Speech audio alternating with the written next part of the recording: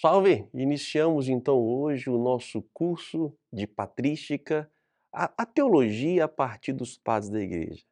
Por isso, já de cara, o que é patrística, o que são os padres da igreja.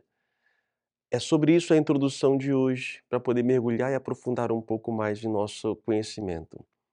Depois dos apóstolos, termina a era dos apóstolos, nós temos então, vão passando, vão morrendo, começa a surgir então os sucessores, aqueles que irão dar continuidade.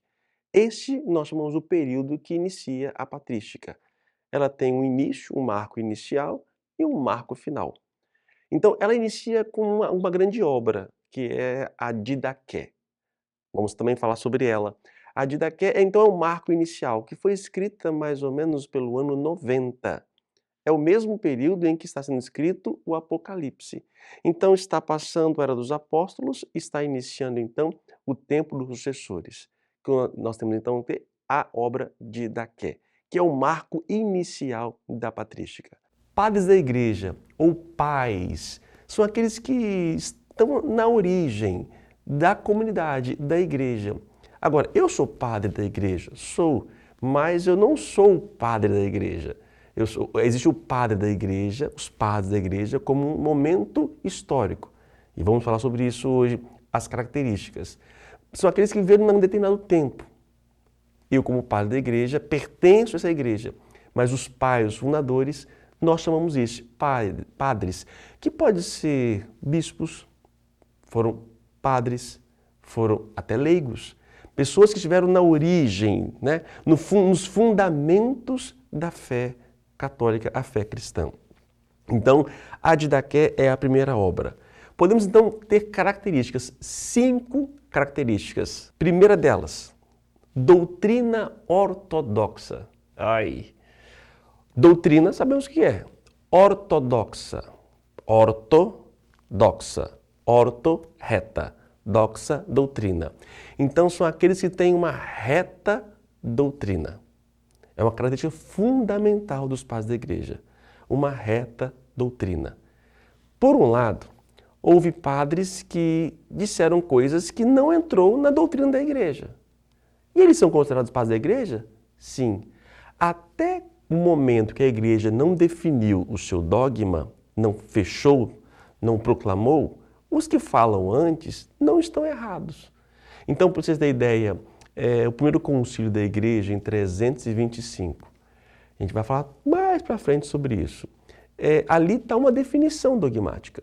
Só que antes deste concílio, muitos padres da igreja não foram ortodoxos. Mas eles não podem ser julgados porque não havia a lei instituída.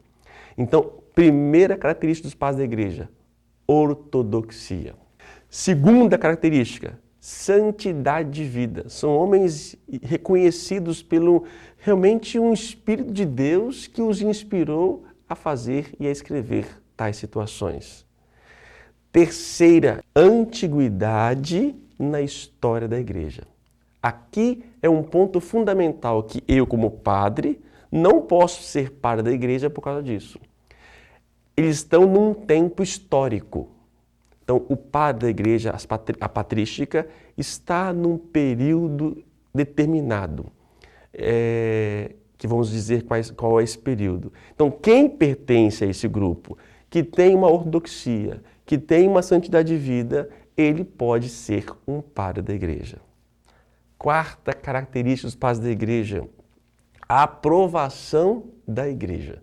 A igreja reconhece o seu escrito, reconhece a sua doutrina. E, por fim, colegialidade e diálogo. Essas 5 características fazem com que esses possam pertencer aos chamados padres da igreja. E esses padres, eles são divididos em 3 épocas distintas. A época das origens, a época de ouro e a época do declínio.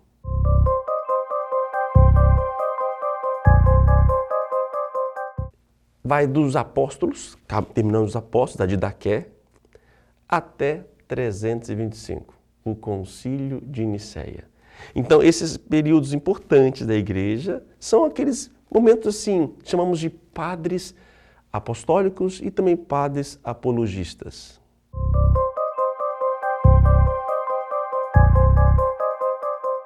Que vai de 325 a 451, que é o Concílio de Nicéia até o Concílio de Calcedônia. É o suprassumo dos padres da Igreja. A teologia pulsante. Santo Agostinho, Santo Ambrósio, os padres capadócios, Santo Atanásio, ou seja, é um mergulhar profundo na teologia. A base teológica está aqui, profundamente definida.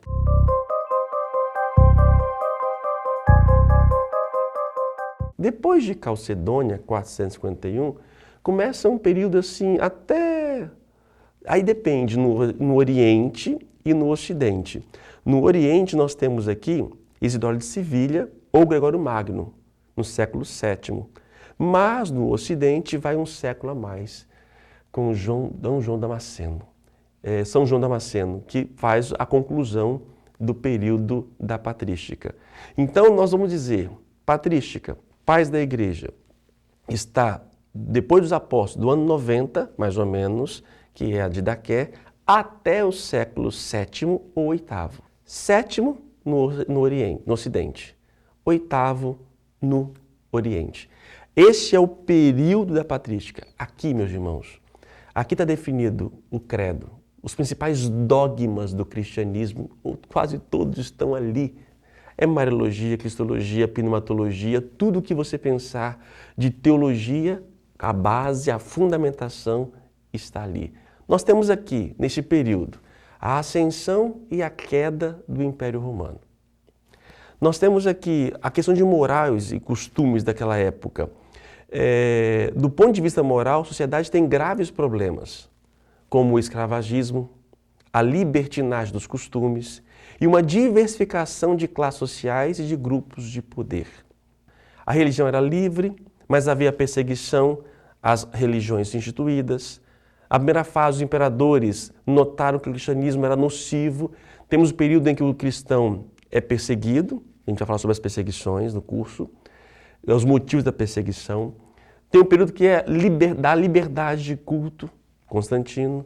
É o contexto histórico, religioso, social dos padres da Igreja. E por fim, nós temos aqui a unidade e o conflito entre Oriente e Ocidente. Apesar de unificado e centralizado em Roma, o Império Romano, cada vez mais os impérios Oriente e Ocidente vão se distanciando. Embora seja sempre governado pelo Império Romano, mas temos o período da queda do Império Romano, o enfraquecimento e o Oriente se tornando cada vez mais distante do Ocidente. Tudo isto faz parte do contexto do início dos padres da Igreja. E para finalizar, qual é a língua que eles falavam? Nós temos ali o grego, mesmo no Império Romano nós temos o grego. Depois, aos poucos, vai entrando o latim. O latim começa a fazer muita presença, né, junto ao Império Romano, e muitos escritos vêm escritos em latim, outros em grego. E também no Oriente nós temos o siríaco, o copto e o armeno. São línguas, então, que fazem parte do período dos padres da Igreja, mas a gente conhece um pouco para poder mergulhar e entender o que cada padre da Igreja está a dizer.